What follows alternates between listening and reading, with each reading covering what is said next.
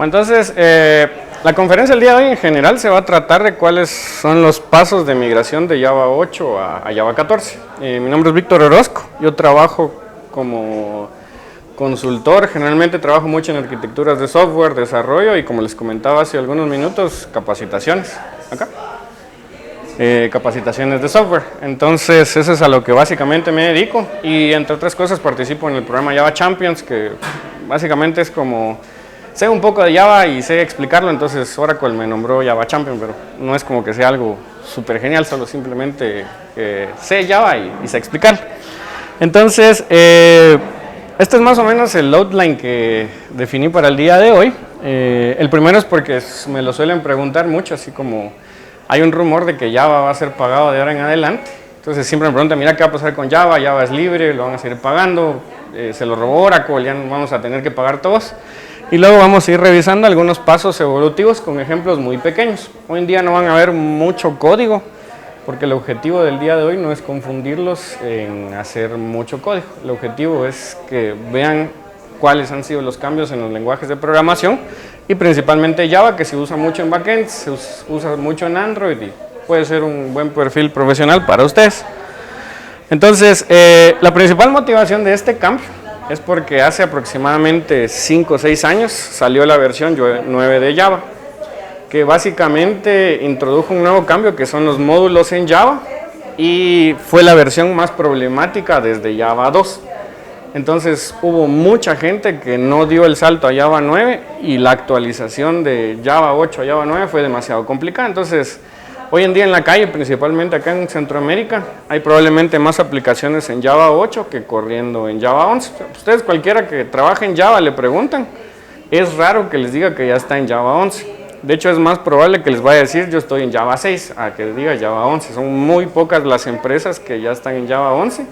Nosotros ya tenemos algunos proyectos corriendo sobre Java 11, les voy a explicar por qué y por qué fue un poco difícil. Y luego les voy a mostrar una demo de por qué es fácil o difícil programar en Java 11.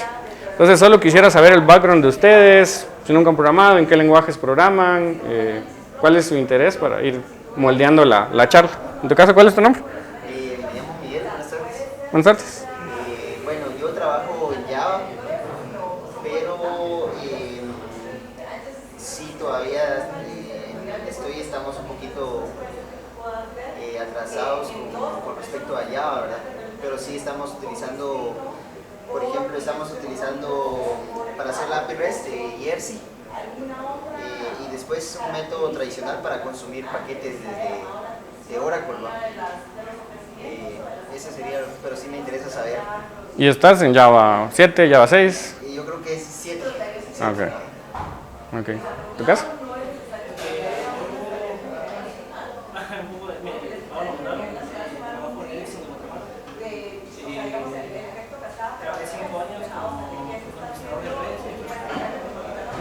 De ahí, ahorita que estoy todavía para todo, me considero que no me quisiera dar el salto a programar, porque no tengo mucho, o sea, puedo saber de redes, no sé mucho de desarrollo.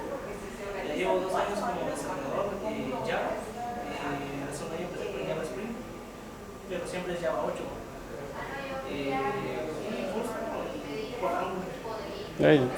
Java 8, Spring y Full Stack con Angular. Ok, ahí le pueden preguntar que si necesitan hacer todo. Ok, ustedes me comentaban que están en la universidad, están aprendiendo a programar. Ok, ¿ustedes?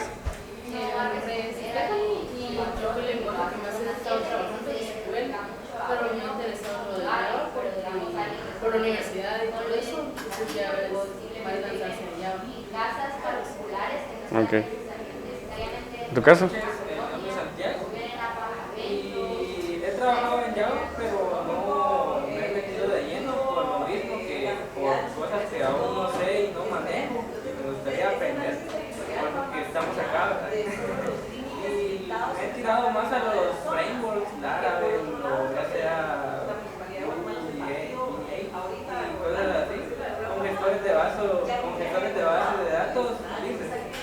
Porque ya en producción creo que ya tiene que saber uno exactamente qué es lo que tiene que hacer y todo eso. En tu caso, comentabas que estabas empezando a programar. Aprender, de hecho, porque trabajo en Telus ahí ofrecen cursos de académico y me inscribí a backend. Okay. Siempre me ha llamado la atención de las computadoras y también tienen plazas ahí mismo de trabajo, entonces me gustaría capacitarme. Ahora el salto a Java. Subir Ok. Bueno, ustedes los conozco, pero pueden ir a traer su silla para no verlos ahí parados. Es incómodo. Pueden ir a traer ahí afuera, no hay problema. Bueno, entonces, como ven, tenemos diversos backgrounds acá, gente que ya está en Java, ya está en una versión relativamente reciente, una versión antigua, gente que está queriendo dar el salto a Java. Entonces, lo que les voy a mostrar hoy es bastante de conocimiento general. Entonces, la primera pregunta suele ser así como, ¿ya cobran Java? O sea, hace como un año aproximadamente, la máquina virtual de Java cambió de licencia. La máquina que todos ubican, que es la máquina virtual de Oracle. Y efectivamente, esa máquina virtual en particular, si la cobran. Entonces, si ustedes dependen de software directo de Oracle, no pueden ponerla en producción sin que les cobren. Pero eso no implica que sea la única forma de ejecutar software en Java. ¿A qué me refiero con esto? ¿Alguno de ustedes sabe cómo hacen Java? ¿O qué es Java para ustedes?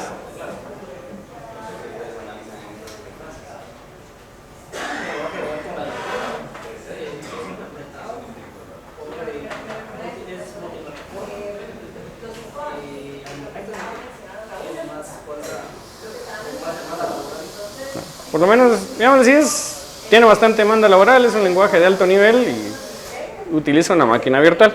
¿Alguien que quisiera aportar algo más? ¿Todos de acuerdo con esa definición? Entonces, generalmente cuando yo hago esta pregunta, ¿qué es Java? Suele estar dentro de las primeras 3 respuestas. Generalmente me dicen que es un lenguaje de programación de alto nivel para escribir software y demás, esa es la más común. También me dicen que existe la máquina virtual de Java, donde corren hechos los programas en Java. Y dentro de la máquina virtual de Java vienen toda una serie de programas y bibliotecas ya listas para que ustedes utilicen, que son las APIs. Entonces, formalmente hablando, si juntamos las 3 cosas, todas conforman la plataforma Java. Entonces, cuando ustedes hacen un programa en Java, utilizan el lenguaje Java sobre una máquina virtual sobre bibliotecas. Ahora bien, esto tiene como un adendum, que la palabra Java como tal es una marca. Entonces, si ustedes quieren utilizar la palabra Java relacionada con software, tendrían que tener un permiso explícito de Oracle. Y ese permiso se gana a través de una cierta evaluación. Por ejemplo, si yo tomara el código de Java y quisiera hacer mi versión de Java de Víctor Orozco, yo tendría que venir, pedirle permiso a Oracle y Oracle me pasa una serie de pruebas que son relativamente caras para darme el sello de que efectivamente yo soy compatible con Java, porque es esto. Java es una tecnología relativamente vieja, este año cumple 25 años y en 1996-98 cuando salió no había algo que se pareciera a Java, la gente venía de C++. Entonces, o sea, fue así un super boom, probablemente por eso es que todavía sigue siendo uno de los lenguajes más populares, porque fue uno de los que pegó primero y se alineó cabal cuando estaba empezando la era de las .com, entonces fue el lenguaje original de Internet. Entonces, eventualmente un montón de gente vio como que podía hacer dinero con Java, pero el dueño original, que era Sun Microsystems, era una empresa grande, pero si la comparan con un Microsoft, con un Oracle, era una empresa pequeña. Entonces, lo que ellos hicieron fue, vamos a hacer dinero con Java, no lo podemos hacer nosotros solos y vamos a crear una especificación. Entonces, yo te doy permiso de hacer tu Java, te doy permiso de hacer tu Java, como sea que lo tengas que hacer, pero los programas que yo escriba en mi Java deben de correr en el tuyo, deben de correr en el tuyo y deben de correr en el tuyo. Y si pasas esas pruebas, entonces yo puedo decir, sí, efectivamente cumplís con la especificación Java. Entonces fue un estándar. Pero hoy en día sigue siendo un estándar y se crea a través de 4 cosas. Les voy a explicar la idea general de cada una de estas. Entonces, para crear una máquina virtual de Java, se necesitan 4 elementos. El primero sería estándares o definiciones de cómo debe de verse una interfaz de programación, una API, o qué es lo que se debe implementar en una versión de Java. Y eso se define a partir del Java Community Process. Entonces es como una I3C o digámoslo así, un entorno de estandarización. ¿Sí? Sí, solo jalar una silla para... Cualquiera. Entonces, estos son de estándares. Ahora, ¿quién participa en el JCP? Eventualmente cualquier empresa que tenga el dinero para hacerlo puede participar en el JCP y definir el futuro de Java. Empresas que me vienen a la mente, SAP, Oracle, Google, Twitter, empresas grandes, importantes, son las que definen cómo se va a ver Java en el futuro a través del Java Community Process. Es un proceso bien estructurado, pero tiene una excepción. Si quieren participar como individuos o como una comunidad de software, también lo pueden hacer y no les cobran absolutamente nada. Entonces, pueden votar y proponer qué es lo que debería de venir en las siguientes versiones de Java. Y hay gente que sí lo hace. Yo conozco gente que lo hace por diversión y sus aportes son relativamente buenos. Luego tenemos el Java Specification Request, que lo hacen los ingenieros de Oracle o los ingenieros de alguna empresa importante que crea la máquina virtual de Java. Entonces, el resultado del JCP es un JSR, es un estándar como un estándar ISO o cualquier otro estándar, y todas las máquinas virtuales de Java se implementan a partir de un JSR. Posteriormente tenemos los JEPs, y para los ingenieros de bajo nivel, los que programan toda la JVM, ellos no tienen que seguir este camino porque básicamente son los que han estado programando durante 25 años. Entonces, cuando son características del lenguaje, de la máquina virtual o de las APIs, ellos pueden tomar este camino y proponer nuevas mejoras a la Java Virtual Machine. Y por último, tenemos un test, que es el test que les vende Oracle, es pagado y es relativamente caro. Si, por ejemplo, Pablo quiere hacer su versión de Java y anunciar al mundo que él hizo una versión de Java, tiene que pasar este test. Y solo el manual de este test son alrededor de 5,000 páginas, entonces es un test bastante completo y es bien estricto para garantizar que si ustedes dicen que su Java es bueno y se puede utilizar en el mundo exterior, tienen que pasar sí o sí el test, si no, no reciben el sello de que son Java. Entonces, en resumen, el Java Community Process es una organización, básicamente tiene representantes de diversas empresas que son importantes en el ecosistema Java y digamos, hay empresas que participan más que otras, probablemente las más fuertes sean Oracle, por supuesto, IBM y Red Hat, que sean las que más contribuyen a Java, pero hay otras empresas siempre proponiendo nuevas cosas. Los JCPs generan JSRs, pero los ingenieros de Java generan propuestas de mejoras. Entonces, por ejemplo, esta fue la propuesta de mejora que se generó para programación funcional en Java 8. Entonces, en algún momento, antes de ponerse a programar y construir cosas, tiene que quedar especificado y tiene que haber toda una discusión acerca de lo nuevo que va a entrar a Java. Ahora, ¿por qué se lleva este proceso tan burocrático, si lo quieren ver así? Por el tipo de clientes que utilizan Java, que generalmente buscan cosas muy estables. Buscan que las cosas funcionen, que cuando suban de una versión a otra haya compatibilidad hacia atrás. Se usa mucho en bancas, telecomunicaciones, financieras. Entonces, los sectores donde se usa Java, meter características así rápido, si lo quieren ver así, pueden quebrar el software a nivel mundial, pueden quebrar la banca, pueden quebrar cosas tan importantes como la bolsa de valores, por ejemplo. Jalar una silla, ¿ya? Pueden quebrar cosas bien importantes. Entonces, en conclusión, ¿cómo se hace Java? Las mejoras que proponen empresas externas, más las mejoras que proponen los ingenieros de la máquina virtual de Java. Si ustedes vienen y la programan desde cero o toman una máquina virtual ya lista, de cualquier forma, para recibir este logo y tener el derecho a llamarse Java, tienen que pasar los tests.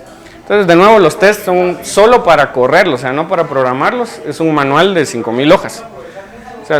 Y para tener acceso a ese manual tienen que pagar, es caro, pero eso garantiza de que las que se dicen ser Java son un Java que funciona, y si yo escribo un programa para el Java de Oracle, va a correr en el Java de Red Hat, o en el Java de SAP, o en un montón de Javas que están apareciendo.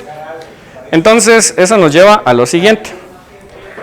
Dentro del mundo Java existe un proyecto que se conoce como OpenJDK, que es un proyecto de software libre. Entonces, una de las últimas cosas que hizo Sun Microsystems antes de quebrar y morir fue que liberó el código de Java. O sea, ya presentía que algo mal iba a pasar y empezó a liberar muchos de sus productos. Algunos murieron y otros no.